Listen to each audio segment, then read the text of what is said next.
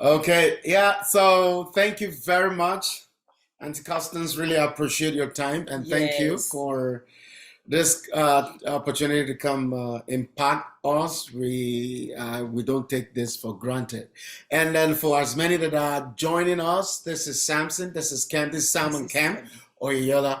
It's director distractor, and specifically we are focusing on trauma-informed support for children. Mhm. This is a special edition for educators and parents. So if you're a parent, if you're an educator, I want to encourage you to invite your friend, the same type, another educator and another friend, another parent to come be part of this 7 weeks. We've had the first week. This is the The second second. week, second session with our special guest Constance Murdock, and you don't want to miss this. Last couple of weeks was an introductory part, and this time we are diving deep down into what it's trauma-informed support children for. I mean, what we need to learn about it. Okay, it's Thanksgiving It here is approaching. Thanksgiving. Yeah, in Yes. Canada, whatever part of the world you're joining from, or you'll be watching this later on YouTube, on Facebook and on YouTube. Those are the two places where you're going to be finding this. Wherever you're going to be watching this from, leave a comment, share, like, and let us know where you're watching from. And then if you have, we are open to feedback. We are open to support feedback, and then let us know. Throw a question at us. We'll be glad to answer your questions. Yay, we have someone here from Lagos, Nigeria. Live from Thank Lagos. you. From here. Yeah. Oh, this is Olufunke Bakare. Oh, thank you very much for joining. We love you so much. Oh, we have Bosemadu here, and then of course our special guest. It's Yes, good to have definitely. you on join us again today. So over to you, and let's take it on. Mhm. Okay, Yeah. thank you for that introduction. Yeah. I'm certainly uh, honored and blessed to be part of your ministry and just to share uh, the things that I have learned over the years and that I continue to learn. I don't say that I know everything, but I know something. So that's Mm. important. And it's uh, the trauma-informed support for children is important for us to help them succeed Mm. in life. And we know that when we talked about, was it 2 weeks ago? We did talk about what trauma is. We talked about how we see trauma through the lenses that we wear. We talked about how what the framework of the trauma is on terms of how to take care of our children and what those triggers look like and the types of trauma there is and the impacts it has on our children.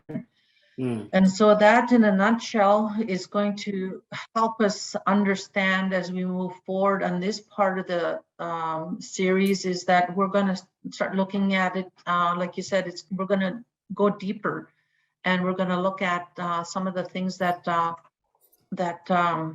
trauma can result in. And we did kind of discuss that a little bit last 2 weeks ago. But when we look at trauma in a child, it doesn't matter if it's a child or an adult.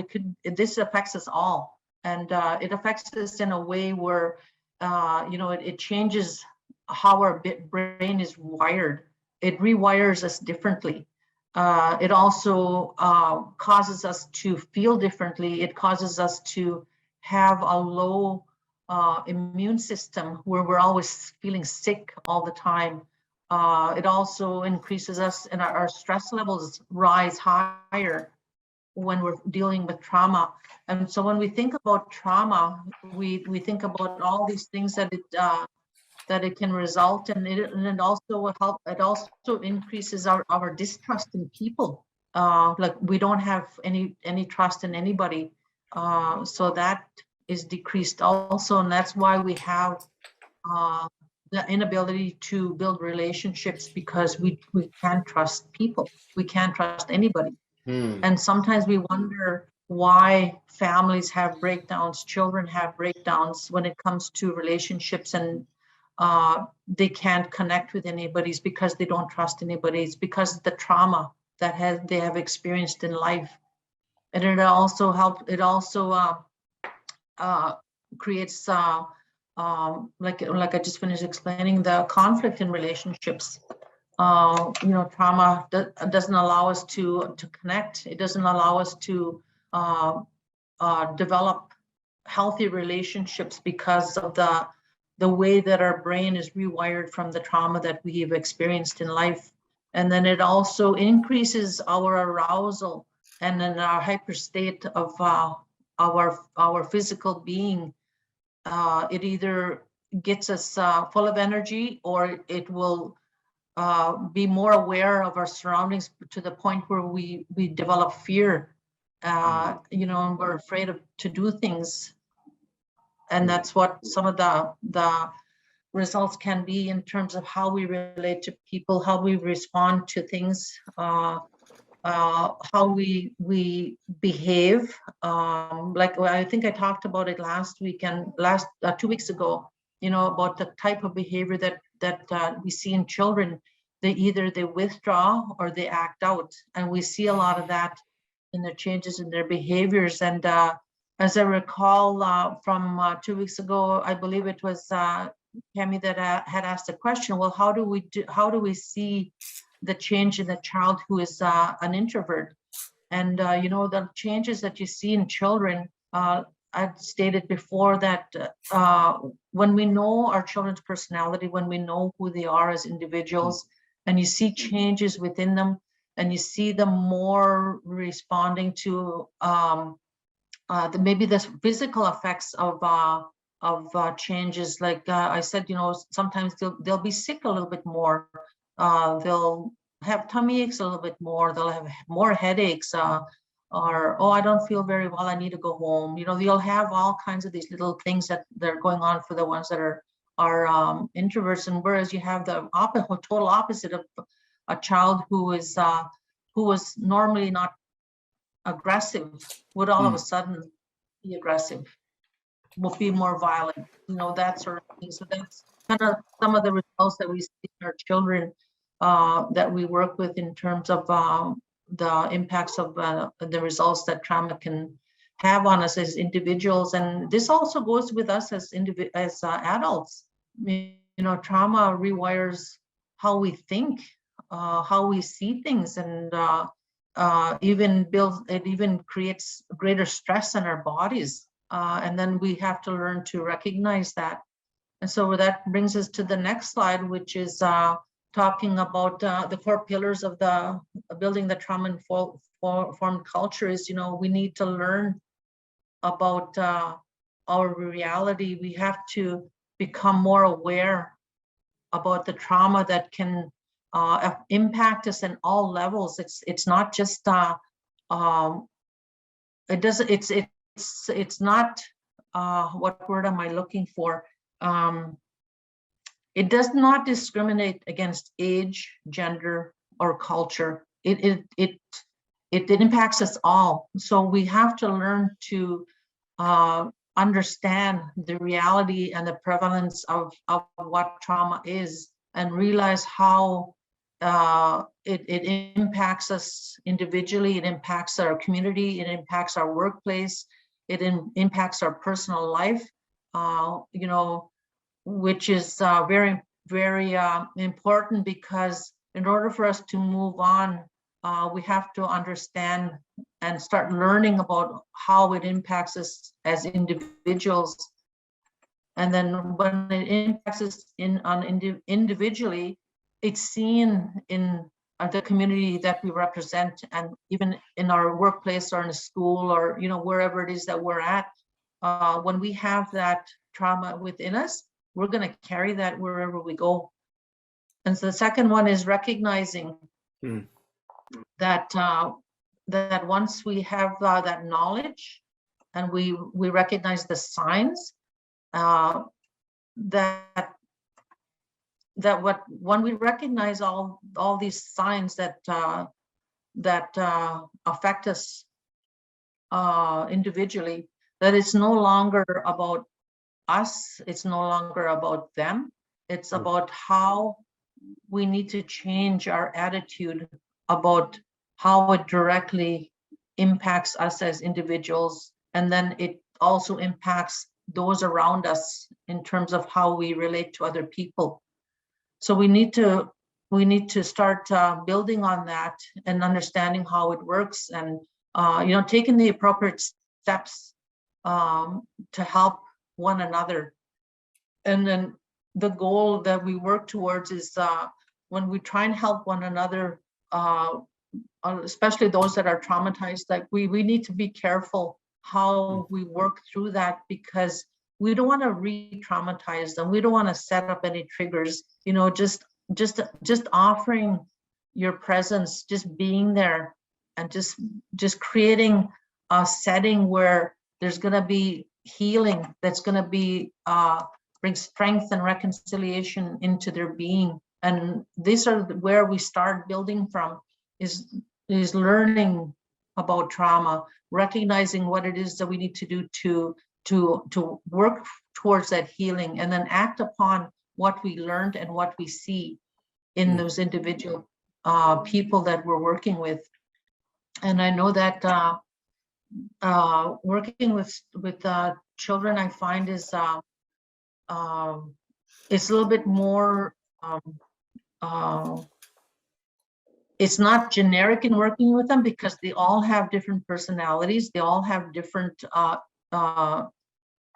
circumstances, they all have different issues that they have experienced in a different way.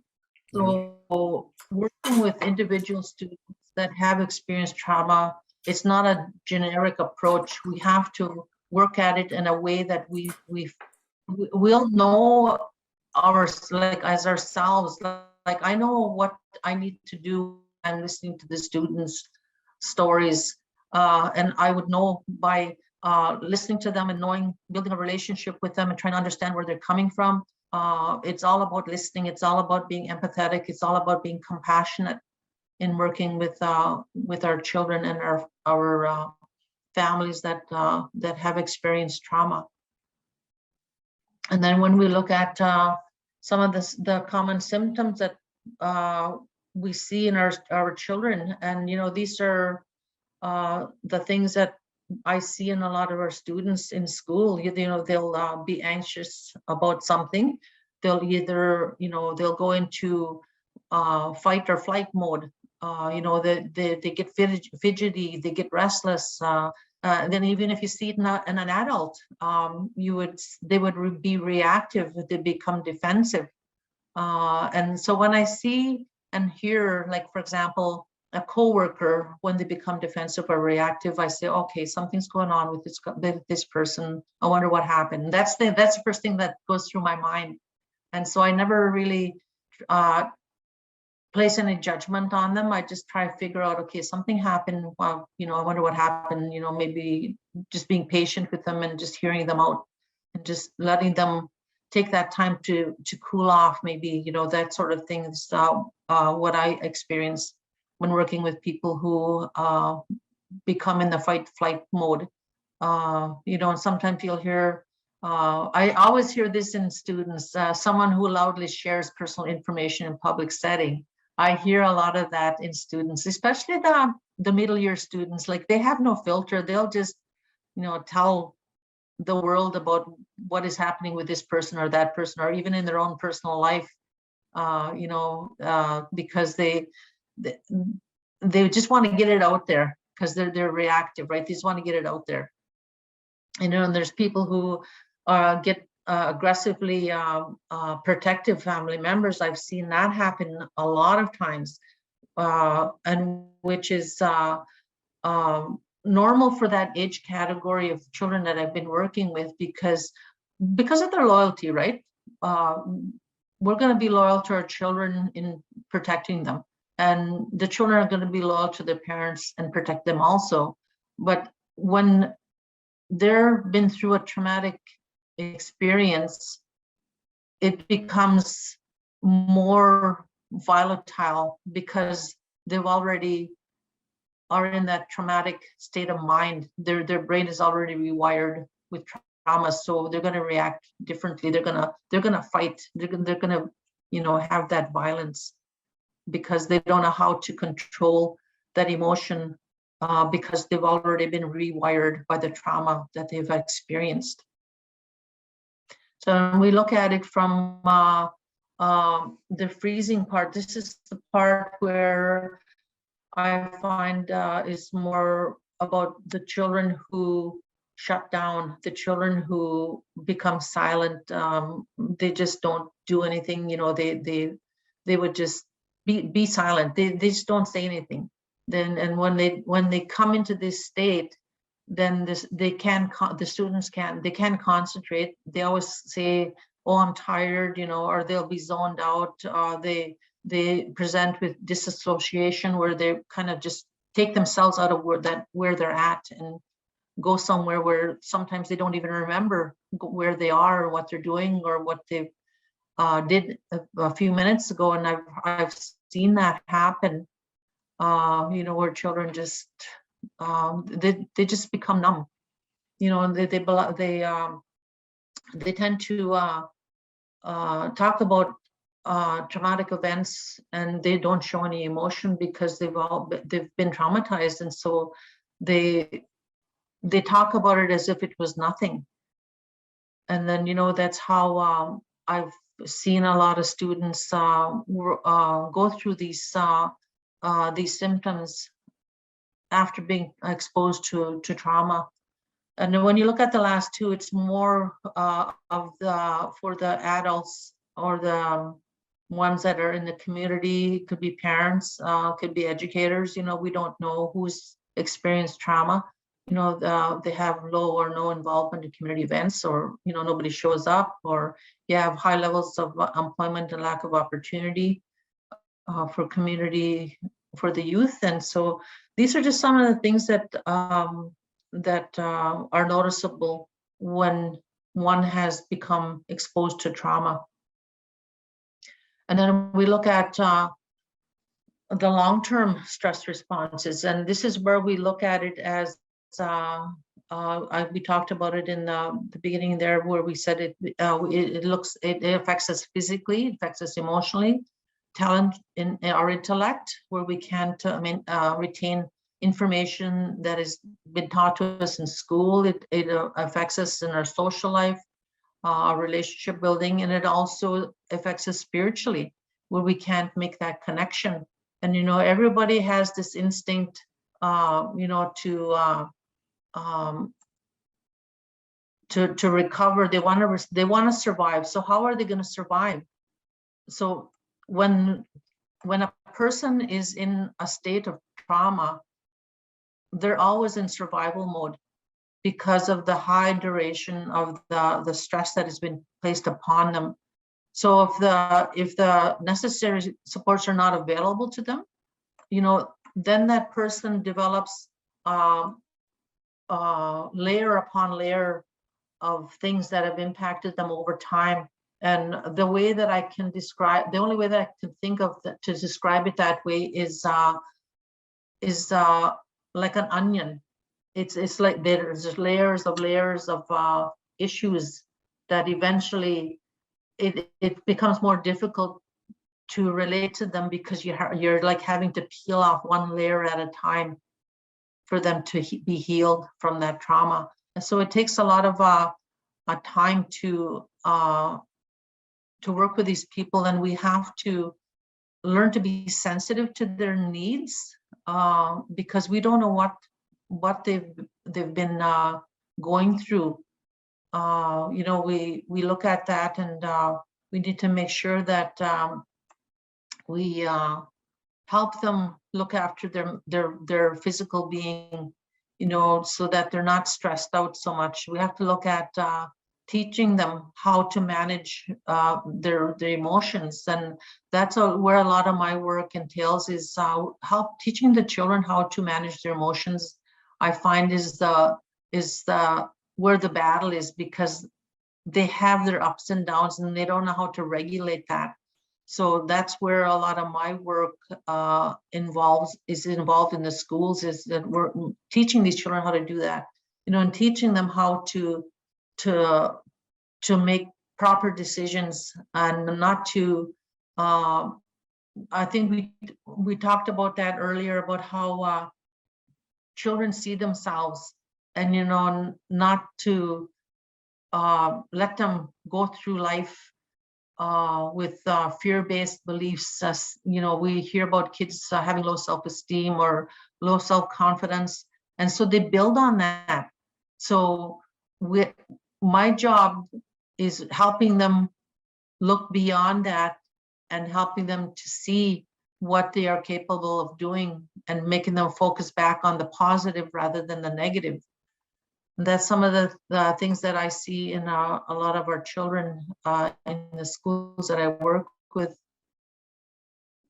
And then also looking at the spiritual impact that it has. It disrupts that child's life by maybe some their level of joy is disrupted. Their purpose and their cultural identity is not where it should be, or maybe they're overwhelmed with grief and loss.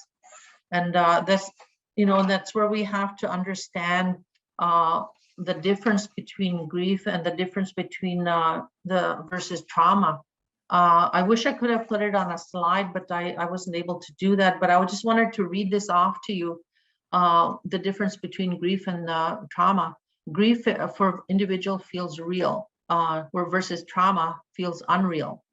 And I hear a lot of that from students. I don't feel like I'm living in the real world. Nothing feels real. So that tells me that they're in a state of trauma. And then another one is sadness is the most common emotion versus trauma. Terror is the most common emotion. Feelings of pain is lined up in grief, whereas in trauma, it's hopelessness and fear. And grief, dreams of the loved one that he or she has lost, versus trauma, dreams of being in danger. Grief, the sadness generally runs its course over time. In trauma, the lack of treatment can worsen the condition. In grief, preoccupation is with the lost person or thing. In trauma, preoccupied with the traumatic event itself, they have flashbacks and scenes of the image. In grief, self-image is largely intact. In trauma, self-image is distorted. In grief, feel driven to talk about this deceased person. Versus trauma, they don't want to talk about what happened. Grief, guilt says, I wish I would / would not have. Guilt says in trauma, it's my fault. I should not have done that. Then it would not have happened. In grief, anger is non-destructive. In trauma, anger is often violent. So just keeping that in mind about the differences in the two of grief and trauma when we talk about the spiritual long-term effects of the responses of the students that we work with, and identifying and learning to recognize, well, is it grief or is it trauma? So we have to learn to work through that with our children. And it goes with adults too. Like like I said, trauma is not discriminatory about who it affects. And then there's another slide I wanted to share this one. I'm just going to leave it on there, and I'm sure that you can share it later on. And this talks about the impacts of childhood trauma and what to look for in the children that you work with or individuals in general. The list is quite long, and I'm sure that when you look at it, you could probably identify some of the people that you do work with, or even the children that you work with, that would help you understand what that looks like for children. And then keeping in mind the impacts of the childhood trauma affects us as adults today. So that's something that that we need to be mindful of. That they call it the acronym for that is ACE. It's adverse childhood experiences. And these are the impacts of what our children are faced with today when they have those childhood experiences. And so the last slide is just the resource of where I got the information from. Like I said, I'm in the field of social services for 17 years, and I'm still learning as I go. And I don't know everything, but I know something, and that's the main thing that I always say, because I may have my master's, but that doesn't mean that I know it all yet, and I'm just learning as I go. And I'm just glad to share some of the knowledge that I have to help others move forward, and for the ones that they work with, or even for yourselves, to help you through being successful in life, regardless of the circumstances we face.